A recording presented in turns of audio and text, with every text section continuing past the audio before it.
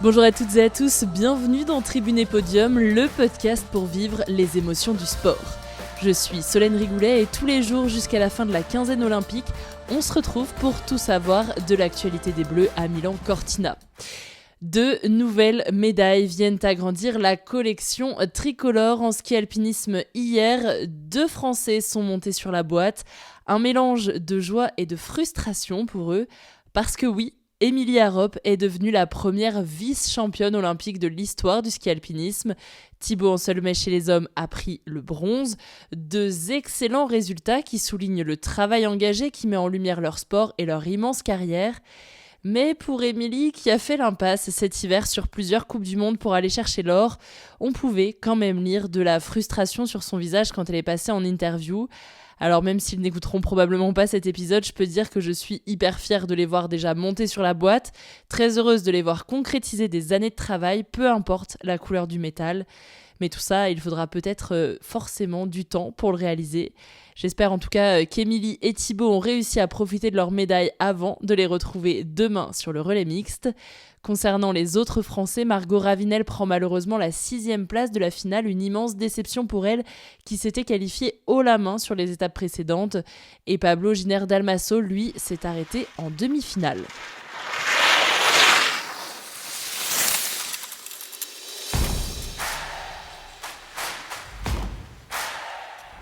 Sur le grand tremplin du combiné nordique pour l'épreuve par équipe, les Bleus ont plutôt bien sauté hier matin. Ils étaient 6e après leur passage sur le tremplin.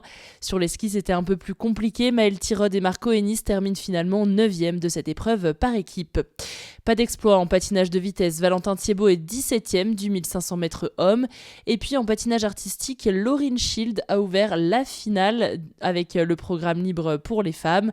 La tricolore termine 22e de sa première Olympiade. Avant de parler du programme de ce vendredi, petit rappel, la ministre des Sports avait fixé comme objectif sur ces Jeux de décrocher un top 5 pour la délégation française et de revenir avec 21 médailles. Nous en sommes actuellement à 19 breloques et ça peut clairement être aujourd'hui que l'objectif va être atteint. Entre le ski cross et le biathlon, la journée peut se terminer en beauté. Parce que oui, aujourd'hui c'est enfin le début de la compétition de ski cross chez les femmes. Elles sont 4 tricolores sur la liste de départ, Jade Grillet-Aubert, Marielle Berger-Sabatel, Mylène Balébaz et Anouk Errard. Nos meilleures chances de médaille sont avec Marielle Berger-Sabatel qui compte 34 podiums en Coupe du Monde. Elle participe à ses 3e Jeux Olympiques et pour elle, c'est simple. Son objectif est de partir à la retraite après les Jeux avec le titre olympique.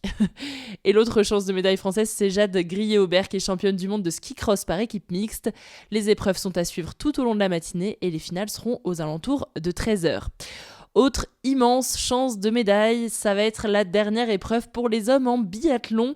30 athlètes au départ, ils démarrent tous en même temps, c'est ce qu'on appelle la mass start. Ils ont 5 tours à faire entrecoupés par 4 passages sur le pas de tir avec 2 fois au coucher, 2 fois au debout. Tout simplement, le premier arrivé l'emporte. Chez les Français, on va retrouver nos 4 mousquetaires sur la ligne de départ, Quentin Fillon-Maillet, Éric Perrault, Émilien Jacquelin et Fabien Claude. Ils veulent tous monter sur la boîte encore une fois. Peut-être que le plus grand favori chez les Bleus reste quand même Éric Perrault, qui est le plus régulier au tir et sur les skis. Il veut tout bonnement aller chercher ce titre olympique individuel pour compléter son palmarès. Départ à 14h15.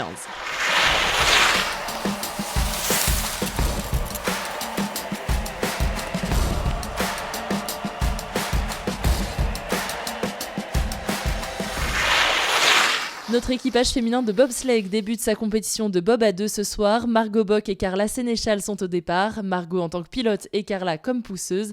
Elles ont de grandes ambitions sur cette compétition. Après leur 13e place à Pékin, elles veulent clairement créer la surprise. Pour les qualifications du ski halfpipe masculin, ça devait avoir lieu hier, mais à cause des grosses chutes de neige, elles ont finalement été reportées à aujourd'hui. Donc elles vont se tenir ce matin, la même journée que les finales qui auront lieu ce soir. On retrouvera Vincent Maharavo, notre tricolore qui était spécialiste avant du slopestyle et du big air, mais qui a décidé de tout arrêter pour se consacrer au halfpipe. Et puis, dans la soirée, on ira voir nos filles du short track sur la glace pour le 1500 mètres. Les séries et les phases finales vont s'enchaîner. Côté français, il faudra suivre Chloé Olivier et Aurélie Lévesque. On sent que la fin des Jeux Olympiques est proche, il y a de moins en moins d'épreuves avec des Français, pour autant ça va bouger aujourd'hui en ski cross, sur la glace en short track et évidemment derrière les carabines, même si on espère que derrière la carabine ça va pas trop bouger pour les Français. Récap des horaires du jour, attention à partir de 10h et jusqu'à 13h15 le ski cross féminin, à 10h30 les qualifications pour le ski halfpipe chez les hommes, à 14h15 le départ de la mass start homme en biathlon, 18h, première et deuxième manche du bob à deux bobsleigh féminin. À 19h30, la finale du halfpipe masculin, avec peut-être un Français, on le verra selon les qualifications.